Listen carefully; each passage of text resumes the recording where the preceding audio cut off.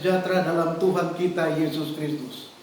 Salam sehat dan tetap semangat di dalam Tuhan. Di hari yang dipercayakan Tuhan kepada kita adalah waktu yang baik untuk membangun hubungan dan persahabatan dengan Tuhan, supaya kita menikmati hidup damai sejahtera dan sukacita kebahagiaan hari ini, supaya pekerjaan-pekerjaan kita, usaha kita, bisnis kita, pelayanan kita, semuanya berhasil di dalam Tuhan dengan menerima pengampunan dari Tuhan dan membagikan pengampunan itu kepada orang lain. Saudaraku, dalam doa yang diajarkan Tuhan Yesus, doa Bapa kami, dalam Matius pasal 6 ayat 12, ampunilah kami akan kesalahan kami, seperti kami juga mengampuni orang yang bersalah kepada kami. Saudaraku, pengampunan adalah kebutuhan setiap orang.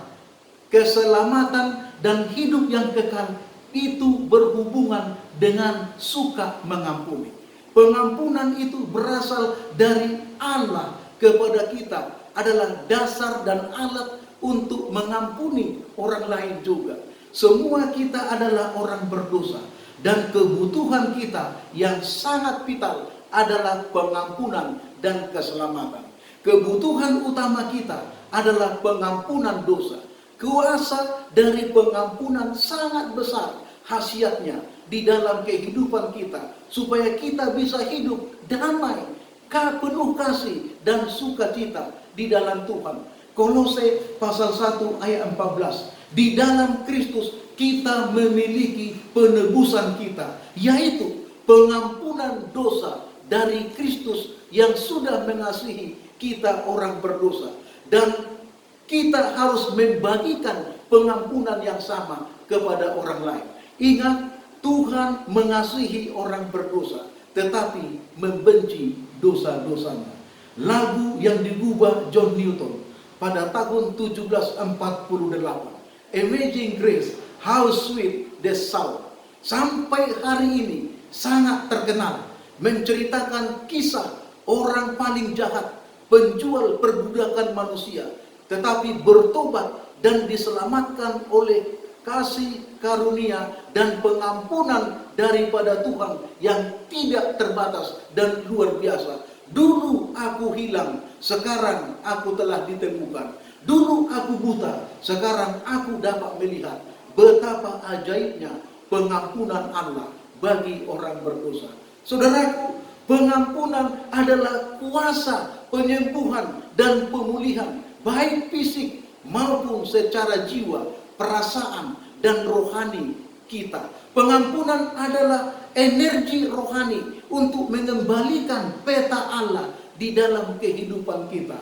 Pengampunan adalah satu kekuatan yang mengubah kehidupan kita untuk sama seperti kehidupan Kristus, memiliki visi yang baru dan arah hidup yang baru dan yang benar, dan tujuan-tujuan yang benar. Pengampunan adalah obat yang manjur untuk kepahitan kehidupan kita, obat yang mujarab untuk kegetiran jiwa dan hati kita yang terluka. Pengampunan adalah dasar dari kebangkitan rohani dan pertumbuhan iman yang kuat di dalam Yesus Kristus. Pengampunan adalah sarana untuk menghubungkan dan mengkomunikasikan satu dengan yang lain dalam persahabatan yang telah retak dan rusak, dapat terjalin kembali, rukun kembali, dan harmonis kembali oleh karena pengampunan yang dilakukan satu dengan yang lain. Pengampunan itu sangat berkuasa untuk memulihkan persahabatan, kerukunan hidup, dan kedamaian di dalam kehidupan. Hati kita damai, pikiran kita tenang, jiwa kita disegarkan, dan rohani kita tetap segar bugar di dalam Tuhan. Oleh karena pengampunan itu besar khasiatnya.